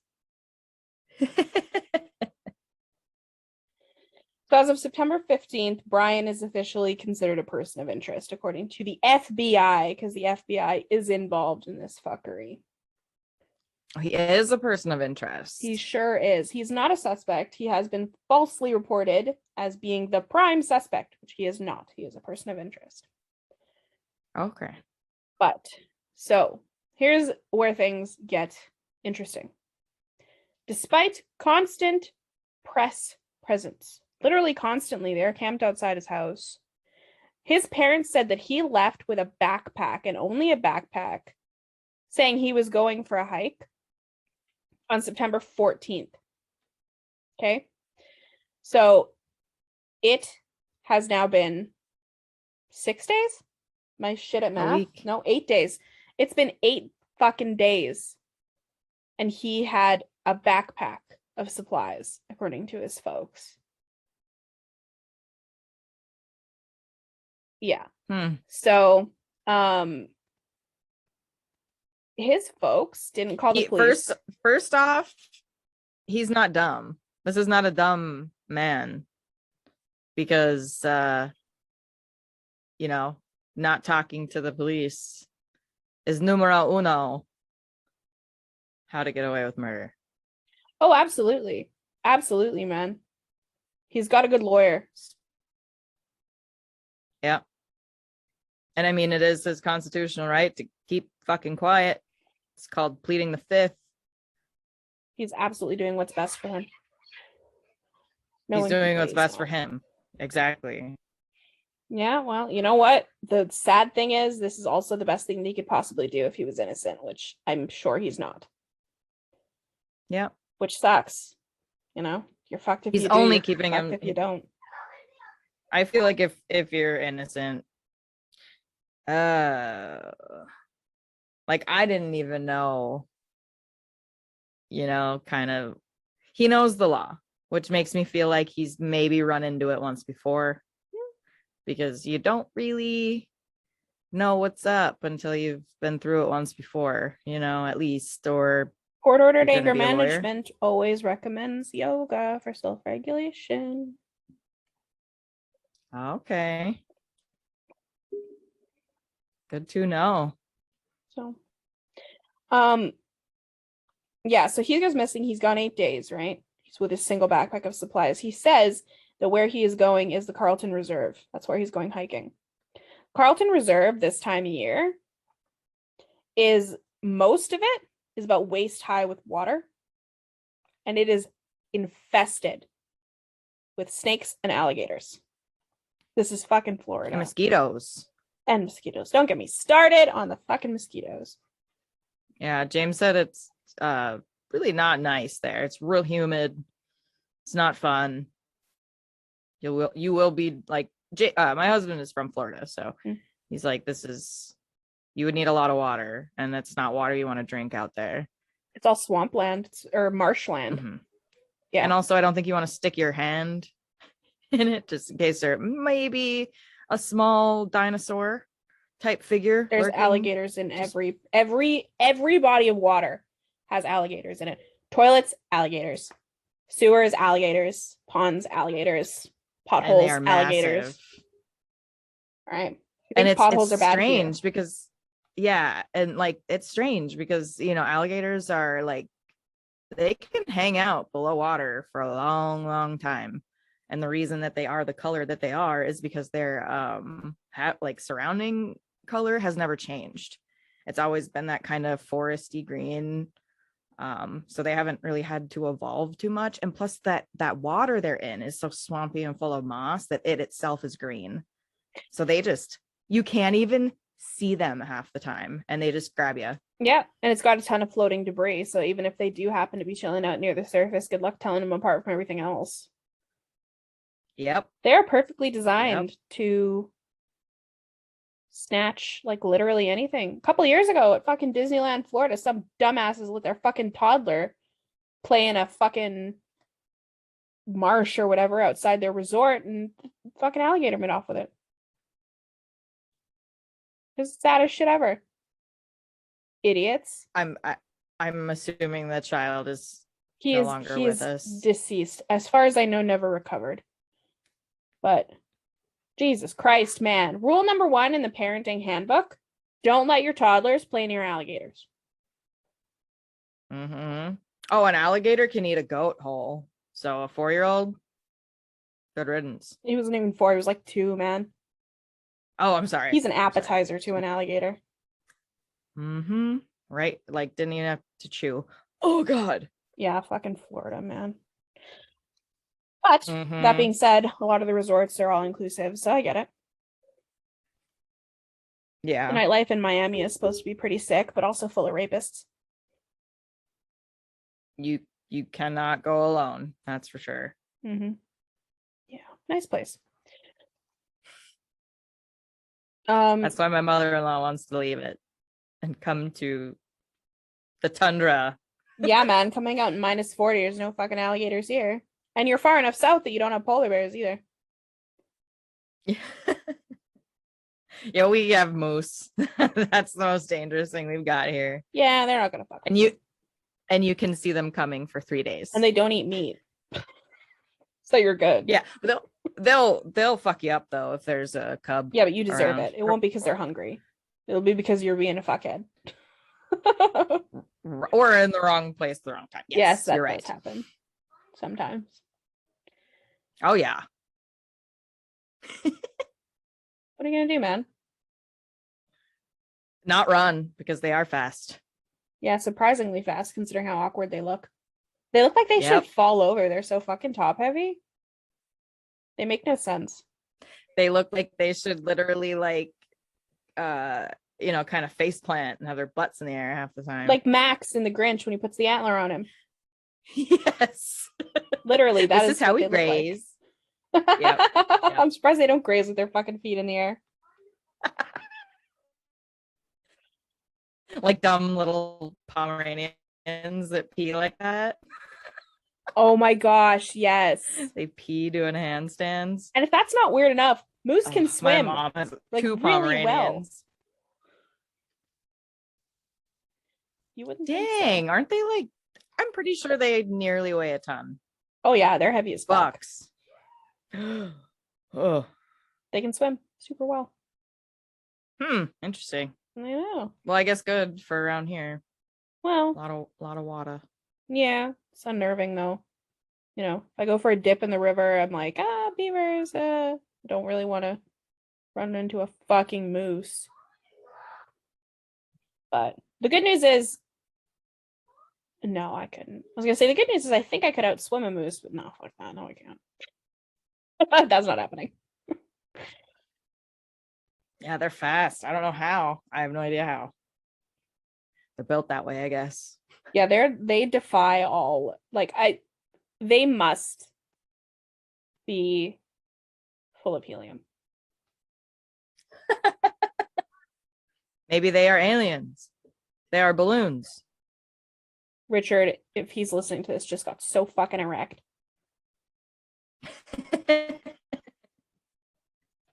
God damn it. Okay, where are we at here?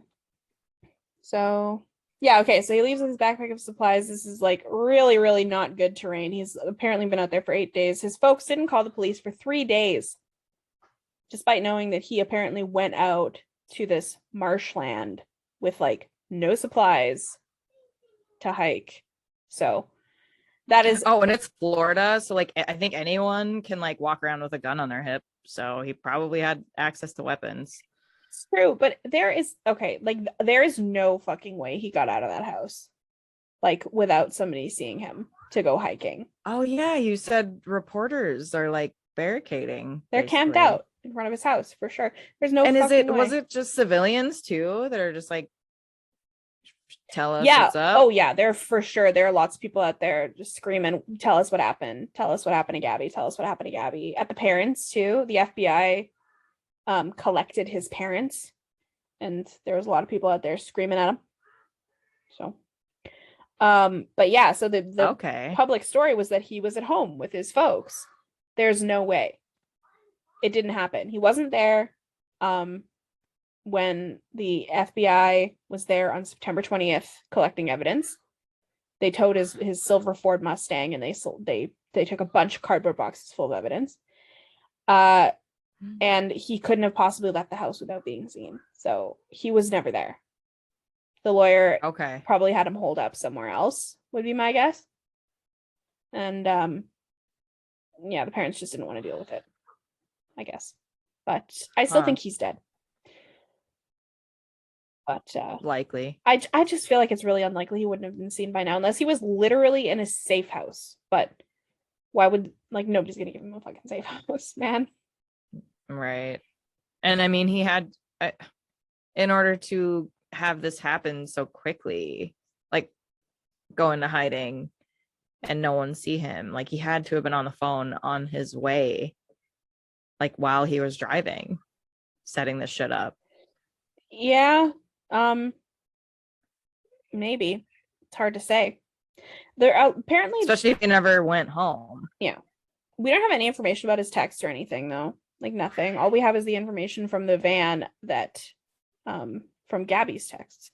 That's how they collected her information, was from the onboard system on the van, because her phone was linked to it. So, well, we know he's lawyering up somehow. Yeah, and it's not by snail mail. I don't know, man. Wouldn't have happened that fast. I don't know how they could have managed to hide him for this long. Right? Right. It's weird to me. But so I feel like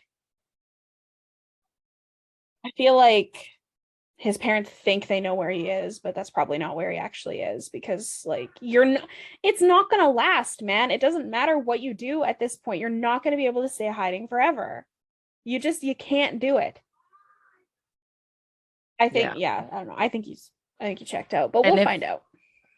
Yeah, if someone is hiding him, like, they have a very, very callous soul. Well, they just won't turn him in. Birds of a feather. Sure. You're right. Yep. So, Gabby's body is finally found on September 19th. Okay, so this was just a few days ago. And her body was found at a remote campsite in the Bridgerton, I don't know. National Forest in I think it's Teton. Okay. So at a remote campsite in the Bridger-Teton National Forest in Jackson, Wyoming, where the restaurant was. That being said, this report came out today. She was found 3 days ago. So obviously they know where her body was. Oh. So. Okay. A little more of a grain of salt, I think. Sure. But why is this relevant? This is relevant because they found her there because of that video I mentioned where the family of vloggers passed the van. They found her not far from where that family was when they passed the van. That's how they narrowed down the search. No fucking thanks to the Laundrie family. Wow. So this is just from people who had heard the story and gave the only tiny little bit of information that they had. See, this is why we're talking about this. Any little tiny piece of information could be, what's that saying? The straw that broke the camel's back. Could be that. Yeah, absolutely. Apparently this family posted it to social media, and then somebody in their social circle was like you should give this video over to the FBI that looks a lot like this van. And they did. And that's how they found her. And so fucking quickly, that was too. The exact van. I mean, what would have happened 20 years ago? Before right. So before the virality of social, I don't even think that's a word, but before social media, they may have never found her body. I mean, they might have. This was a campsite, so people did know about it and people did go there, but still, maybe 20 years ago it wasn't. Nowadays there's so many goddamn people in the fucking world that they've made like all of nature a campsite, right? Campgrounds used to be pretty small, actually. Right. So. Well, and 20 years ago, they probably would have saw the van, thought nothing of it because they didn't hear the story. And then who knows how long or how much time would pass before the body is found. And then we could end up with not a intact body. It's amazing. With literally no information. Literally no information. They found her in less than a month. And 10 days from when she was even reported missing. Not even 10 days, like 8 days. That's crazy. Yep. So that's awesome. That honestly is really awesome. Awesome job, internet. You did something good for once. Well, don't fuck with cats. That was like all about people on the internet, right? Oh, yeah. Yep. So, I mean, although that being said, they gave a lot of credit where credit was not due. They wouldn't have found him if not for that one anonymous guy that was like, it's this guy. And they were like, aha, we're out on the fucking trail. But we don't talk about that.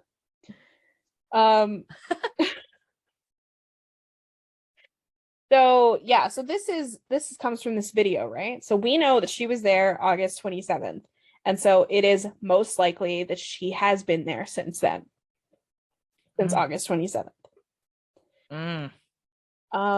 So that's really it as far as updates. Today we know they search the Carlton Reserve all day for Brian with divers and boats and shit, and they've sent dogs and all that kind of stuff out there. Search came up empty again. It's done for the day. He has apparently, there's a lot of false tips in situations like this, but there has been eyewitness reports of him being in that area Some say he was acting erratically and stuff like that. And then there was one report that he was caught on security footage hiking in that area, but that wasn't him. They followed up on it. So anyone who's not up to date, it was not him. There is still no confirmed sightings of him whatsoever since September 1st. Physically, no one has seen him since September 1st. That's the update. At this point, we're waiting for cause of death. We don't know. It has officially been ruled a homicide, though, if I didn't say that. The autopsy confirms this is a homicide. She did not die naturally. But no cause of death, no location on Brian. So we're just going to have to keep an eye out for it. It's just one of those stories that get you, makes you count your blessings, every single one of them. It is shocking how quickly this story has developed.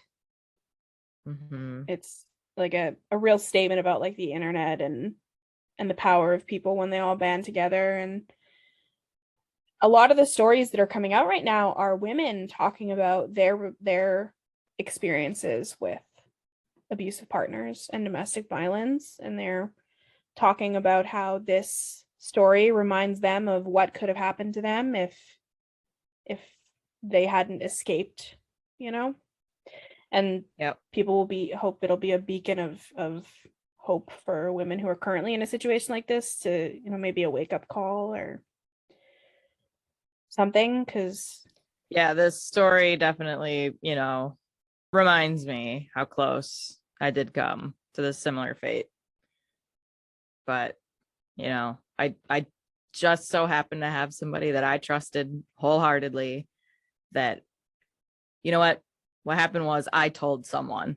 I finally told someone, and it went from there, and like I said, like I didn't know I was being abused until, I don't know, after the stalking stopped.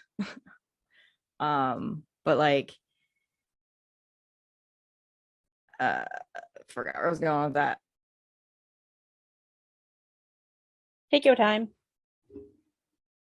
What was I gonna say?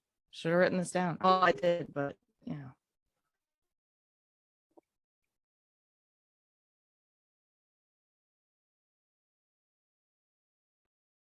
Oh, yeah. So like,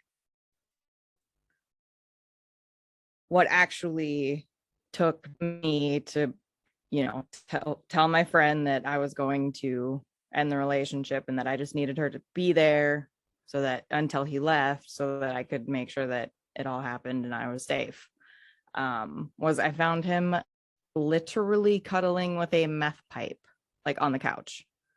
I'm just like, didn't know you're doing drugs. And it's so fucked up because everyone else did, and they didn't tell me. Like all of our friend circles knew that he was back on drugs or whatever. He was clean for like 10 years or so, he says. I don't believe a word any of it anymore. But and of course he pinned it on his friend. He's like, oh, I'm just holding it for my friend, thinking that I was still stupid. And I'm like, no, this is not your friend's. And to confirm it, I'm going to call him right now. So I'm like, hey, he threw you under the bus. Is this yours? And he's like, no, absolutely not. I don't know what he's talking about. And then, it was, oh, please don't leave me. I'm so sorry. I fucked up. I didn't mean to. And I'm like, nah, like, no, this is not happening. And I had to go to work that day. And while I was at work, I was getting all these messages from him, like nonstop, saying how I need to be there for him while he struggles. And I'm like, oh, so you're admitting you have a problem? And he was like, no, I'm not saying that. And I was like, okay. So I went and talked to my supervisor. I was like, listen, I have something I need to take care of, and it's going to take a few days. And I was open and honest. I was like, this is just what I'm dealing with right now, and it's important that it gets done right away. Cool. So I called my friend on my way, and I was like, pineapple. That was our safe word. And she's like, it's 30 below. I was like, you're damn right. It's 30 below. Let's do this. So I I just parked outside, waited for her to get there. We walked in together. And basically I told him, I was like, yeah, it's time to go. And he was just like, you're kidding, right? You're kidding. I was like, no, I'm not. And like he got up like he was gonna come at me. And then my friend came in right behind me and he just stopped and started unplugging his shit. He even took the food out of the fridge and pantry. Like he left me with nothing. So, but I didn't care. I was like, take it all, dude. I want to live a good life. And I'm going to do that without you. Mm-hmm. But that wasn't the end of it. No, absolutely not. He stalked me for about 3 months after until he found a new victim who was, again, 21. And he was how old at this time? 32, 31. That's fucking gross. So no matter how old he gets, they will always be 21. Yuck. Or around there. Yeah, and I was actually this dude's babysitter before like we started dating or whatever. And I babysat their kid for a couple years. So a lot of things happened to like escalate to the point where like he was giving me rides home and telling me like, oh yeah, I'm having problems with the mother of his child, because they were still together and stuff. And like I'm just consoling him because I'm like, oh, I'm sorry, like I'm only like 17, so I don't have any advice for you. But that led into goodnight kisses. That led into I kind of like you. I mean, of course they had separated. He and the mother of his child had separated by this point, but I was still babysitting. So it was pretty weird. Yeah, he was grooming you. Pretty weird. Yes. And this is all things that I worked out in therapy. So I've accepted it. I got angry about it. And now I'm just I hold a lot of contempt. Like it was really unfair of, at the time I was robbed of the experiences. I was robbed of the love I was robbed of. So there's just a lot of things I wish I could have that I will never have. But were you attracted to him before he started grooming you and giving you attention that way? Or did he just seem like a weird old guy to you? He seemed like a cool guy. Like he was a rocker and stuff. Like he played drums, had a lot of tattoos, dyed his hair crazy colors, stuff like that. I always had a mohawk. He was like cool. How much older than you was he? 8 years. Yeah, he shouldn't seem cool to you. And I shouldn't seem cool to him. No, you should seem juvenile and uninteresting to him. Oh, I was so interesting to him. He wanted to know everything about me, but that was for his own cruel intentions.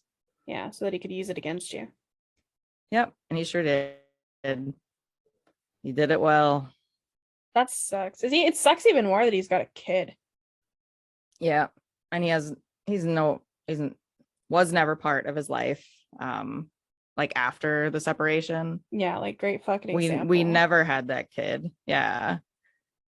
Like that kid was never at our house. Which is brutal, right? He stays at the grandmother's house. The kid gets used to having him in his life, and then he also gets used to having you in his life. But whether or not that was like just another person that he didn't want to like share you with now that he's like fixated on you. Yeah. Like what a piece of shit to do. Yeah, that. And oh man, it was parties every night. Like we lived in a trailer house and it was just fucking trashed all the time because he would just invite. This was before I was 21, so like I couldn't even be at the bar. But he would bring the entire bar over for an after party and we'd be partying till like 5 a.m. every fucking night. Of course it escalated to this, like a year or two after, like we had one good summer together and the rest was shit. The rest was just fucking bullshit. And of course I didn't know because I was young and naive and thought we were having fun. It got really serious faster than I even knew it was happening. And, I was just confused most of the time, and numb from the drinking. We drank a lot. But like the most fucked up thing that I can like recall is like when I finally started breaking away and like I'm like, I'm gonna live a normal life. Like I'm gonna go to bed at a certain time and I'm gonna like wake up and like start a routine, like normal adults do. And I remember I like woke up one morning and he and his fucking friend are snorting coke off my fucking kitchen table. And I'm like, okay.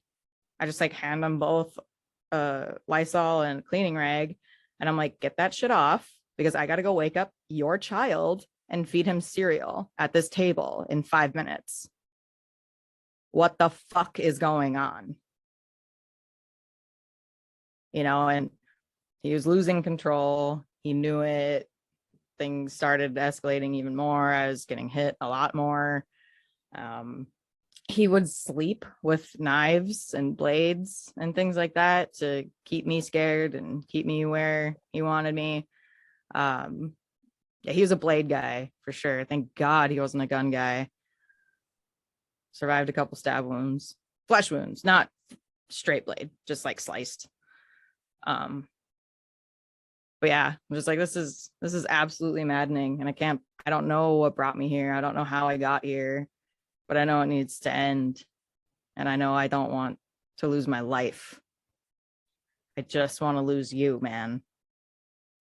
Mm-hmm. And it's just so fucked up that like in his mind, the first thing he was going to do that day, the first thing his mind said to him was kill her or hurt her, incapacitate her at least. I mean, he stood up. He was, when you've been with someone that long, you can tell, you can see the look in their eyes. Yeah. And it was there for a split second until my friend came in right behind me. It was almost like she was like my armor. And it just so happened to happen at the best and worst time because he did stalk me for quite a long time. And I had my friend, my best friend moved in with me with her 5-year-old child at the time. And I was in the back room with my rebound boyfriend. And we were just talking and it was a nice summer night. We had the windows open, we were talking, and then like my cat, Polly, she was in the window like chirping. You know how cats like see something and then they're like da, da, da, da, da, and make weird noises. I'm like, oh, there's probably a squirrel in the tree or something. And then I hear, hey Tally, can we talk? From outside. While you're in the room with a guy that you're seeing. Yep. Dude, I'm surprised he didn't get up and fucking punch a hole through your ex's face. That's fucked up. That wasn't the end of it.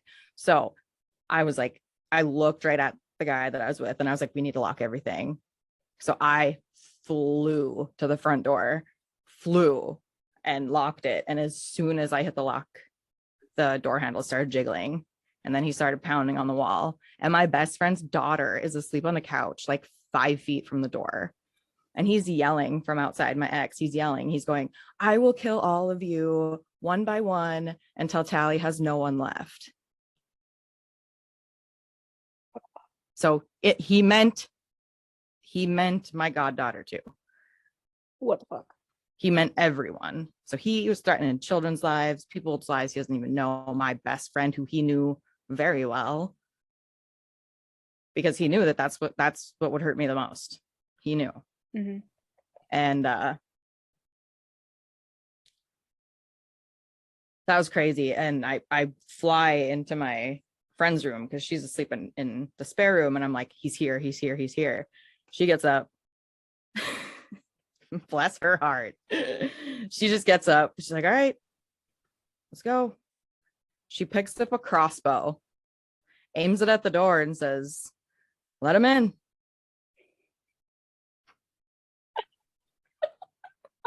You had to be tempted, man. You had to be tempted to open that fucking door. I was very tempted. Oh, I was so tempted. Like, I'm pretty sure I even like put my hand out a little bit, but I was like, nah, he'll go away. He'll go away. You know, and like we call the police because he's threatening. You know, he's saying that he's going to kill everyone. And by the time the cops get there, he's long gone.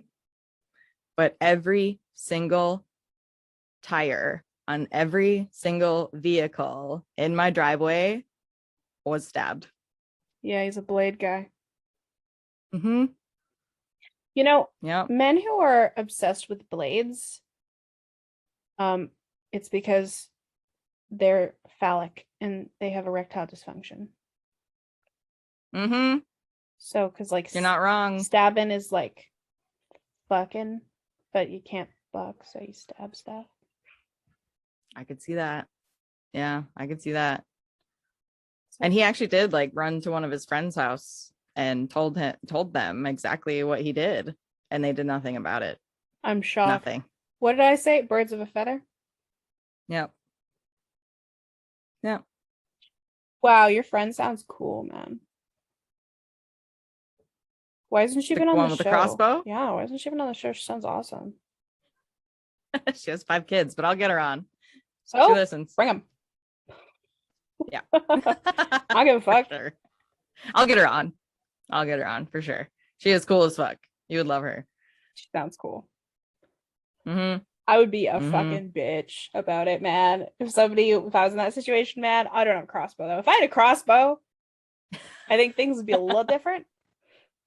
I might have the Yeah. same attitude, but all I have is like a big ass hammer. My arms are only so long. If I had a ranged weapon, I'd like to believe that I'd be that cool. Also a crossbow. That's so sick, man. Fucking vampire Mhm. hunter. Yeah. She is cool as fuck. She's really cool. That's sick, man. Yeah. Anyway, Yeah. so moral of the story, crossbows are cooler than knives. Yeah. Definitely. And like, you're such a pussy if you've got to use a knife. Like, good lord. Yeah, just cut a bitch with your words like we do, Yeah, pussy. exactly. Or just, leave people the fuck alone. I guess you could do that, but it'd be hypocritical of me. Yeah, I was definitely angry about that fucking situation. Yeah, and it's like it's so different from this story, but there are so many parallels, which is fucked up. Mhm. Like there are so many ways a relationship can be abusive that doesn't look the same way on paper.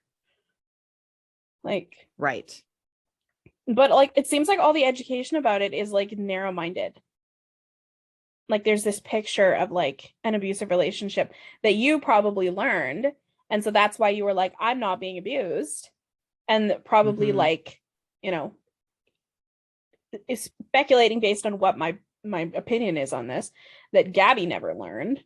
And 22, man, is so fucking young. She could have gotten clarity at 25 that she's never had before and turned it all around, It doesn't actually seem like either of them, like they both could have probably had normal, happy lives, but together it was just like the worst thing for both of them. Like, because he could just like develop and nurture this seed of being a fuckhead that was in him. And she was, I don't know exactly what it was about her. She could lash out the way that she did when she was anxious or stressed, and then it could be used against her instead of somebody like, gently teaching her over time to self-regulate in those moments. Right. And if you're someone who practices yoga, you might have insight on some of those techniques. Yeah, well, maybe. Ronnie McNatt had insight into mental illness and he still blew his brains out in front of a bunch of people. So, yep, that's true. Insight isn't the same as appreciation. That's true. I mean, Gabby could have gained clarity at 23 like I did. I was 23 and I was like, enough is a fuck enough. Yeah, because it was around the same age, right? That she started seeing him. Yeah. So definitely she could have learned Yeah. new things about herself. And traveling, that's another thing too. Traveling is supposed to like open your mind in a way where you're like meeting new people, but it seems like at no point on this entire trip did they ever meet any new people. It was all them That's strange. all the time. And you know what? I'm just thinking now, maybe she was gaining clarity on that trip and he was losing control. And it is the exact moment that the abuser loses control that the victim is in the most dangerous time. Absolutely. That is when they are the most likely to be hurt, is when they are either losing, when the abuser is losing control or the victim is actively leaving. And these are things that I didn't know. I didn't even know when I was leaving. All I knew was I was not safe. Even her, like, I at least had the head to do that, but I wasn't alone. I was in the town that I've lived in my whole life. mm-hmm. I wasn't over there in Washington or Utah, you know? Yeah. And like even her social media followers could have been threatening to him. Like just from doing this podcast, you know, like we've connected with so many people, so many listeners. We've connected with each other and our guests, and we've had all of these like meaningful conversations entirely remotely and separate from each other through social media, through our content, through what we were putting out into the world, you know? And it's like the interactions that we have are meaningful, you know? So if they're sitting there together and she's on her phone all the time, like I could see that being, you know, like she's ignoring and him. she's potentially interacting with other men. Well, just, definitely. Commenting on her stuff. She's a pretty girl. She absolutely had a bunch of weird dudes in her DMs, in her comment sections. Like 100% that happened. Yep. So, and I mean, you can message back, thank you. If you feel comfortable with the compliment that you've received and you want to text back, you have every right to fucking do so. And you have every right to ignore whoever you want. It's just don't hurt people. Yeah. Leave them alone. And on that same vein, you also have every right to be jealous. Jealousy isn't, it's not a choice. People are jealous involuntarily, and it is absolutely your right to be jealous. But the fact is, if you can't have a mature conversation where you both come out on the other end willing to compromise, then you shouldn't be together in the first place. Yep. Some women like a guy who is obsessively jealous. Not like obsessively jealous, but some guys like a guy who's jealous. Yeah. But you have to think like relationship stages, that jealousy shit goes away in the first 1 to 2 years in a mature relationship. And also in a mature relationship, you are okay with being two individual people, not one synced human. You don't become one person just because you're dating someone or want to marry them. That's just not how it goes. And that is so childish and immature to even expect of someone. Yeah, it's not the way that it should be, but it seems like that is where things were going with them. It was literally them and no one else. Yep. With the posts and their pictures, like it seems like they looked for the most remote places. They did, and I totally get the appeal. I don't know about that restaurant story. Yeah. Well, I mean, I feel like they spent most of their time alone, and because of that, I don't think he would cause a scene in public like that. He would do it once they got to the van. I'm not 100% sure. I don't feel like the restaurant story makes sense anyway, personally. Like the timeline is just too coincidental, I mean, find me a patron that'll corroborate that story. Like hey man, it's social media. If somebody at that restaurant is online, probably somebody at the restaurant is following this case. Show me a patron that corroborates this story and then we'll talk.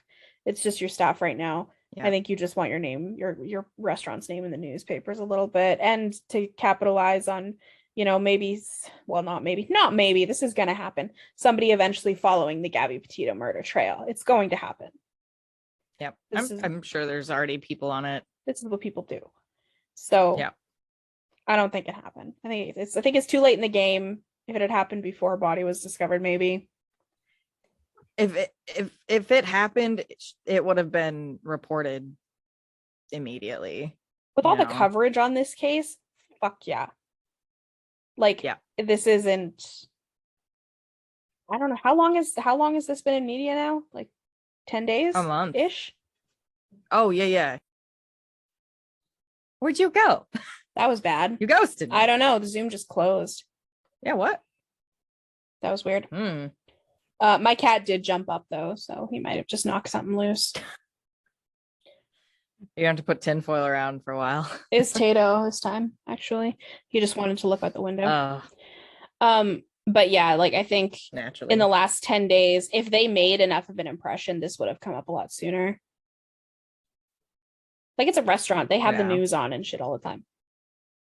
Yeah. But, yeah.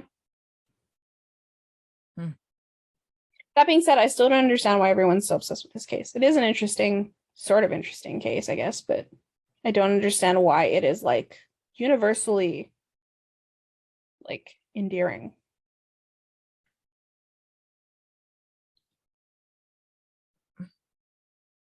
But probably just how unexpected the whole layout and unfolding happened.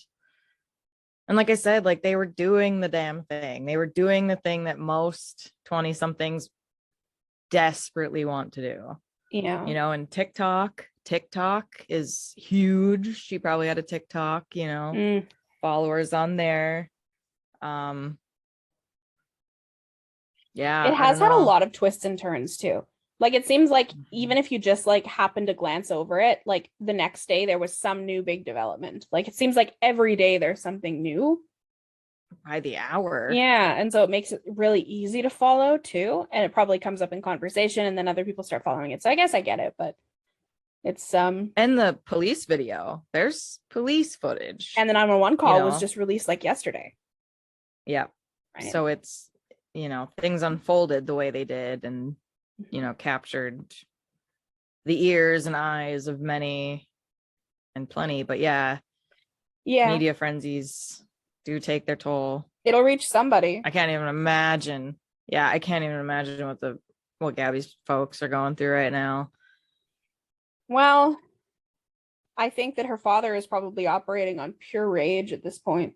Mm-hmm. I imagine he spends his time plotting. I don't blame him one bit.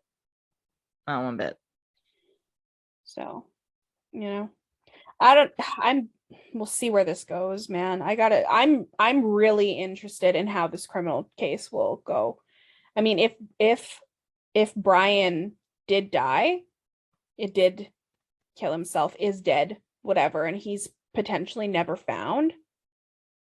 Like, where can this go, man? I mean, yes, on the one hand, like he can't be held accountable for his crimes, but like his parents are so left with the burden.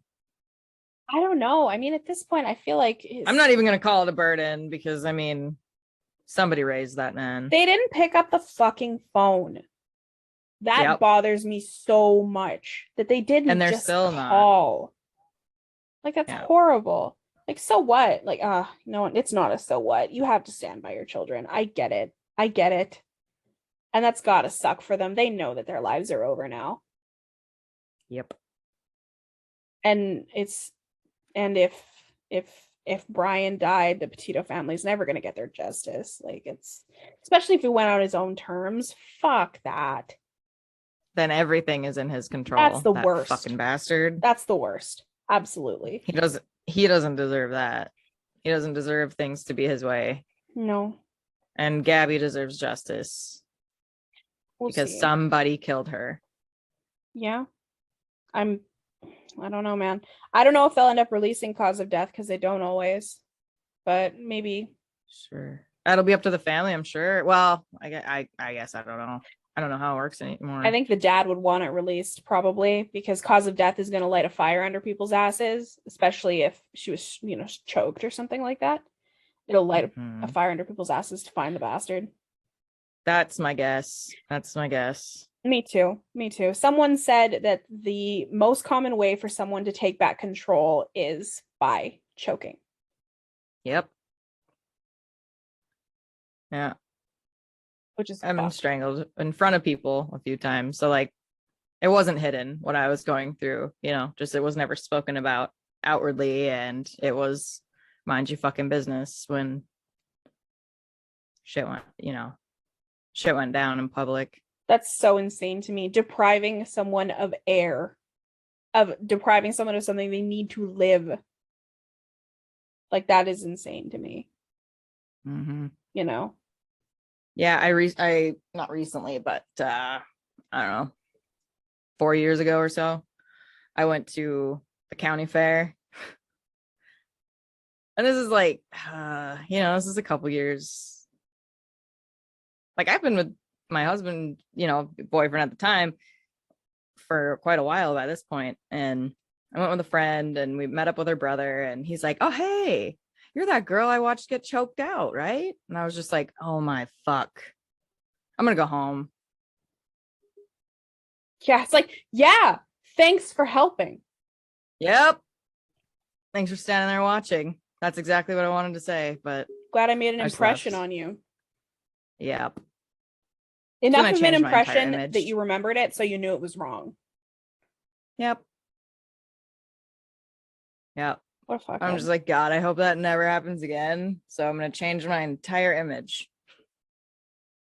Yeah, well, I mean, you've come a long way since then. I have. Thank you for noticing. You look a lot different. I didn't know you then, so I can't say that your personality is a lot different, but I'm like sure your personality is a lot different. It's probably like dealing with. I'm just a lot smarter. Yeah, I'm a lot smarter and a lot calmer. Yeah, like you're more thoughtful. Yes. Yeah. And I have a lot of empathy for, a lot of people who probably don't deserve it. Like people who go throwing other people's property around. I'm like, that's something wrong with you. I feel sorry for you. You should get help. Maybe. I can see that. Like I just don't even react to things hardly ever anymore. I'm hyper vigilant as hell. And I did develop severe paranoid personality disorder, which isn't treatable by pill. And so far they don't think it's curable, but it is treatable with therapy. So that's where I'm at. Doing great. I go once a week. We were doing twice a week for quite a while, but she's like, we can go down to once a week so you can have fun with your new hobby as a podcaster. She's very proud of me and us. She listens. Does she? Yeah. She knows everything. It's fine. That's interesting. Well, you know what? Yeah. I think we're all flattered that your therapist hasn't told you to cut any of us out of your life. So that's good. That must mean we're doing something right. She loves all you guys. Good. Yeah.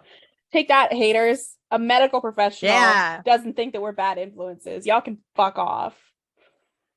No, she thinks I'm the bad influence. On us? No, I'm just kidding. Nah. Yeah. Nah.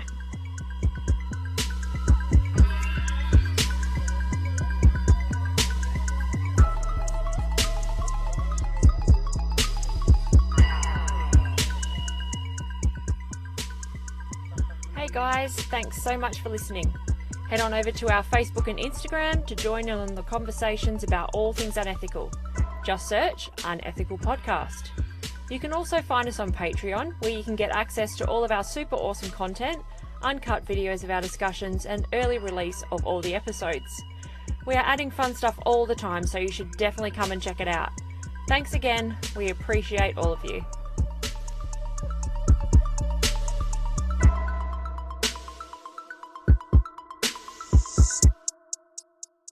Shimmy, shimmy, y'all, shimmy, yeah, shimmy, yeah. Baby, I got your money. Hey, dirty.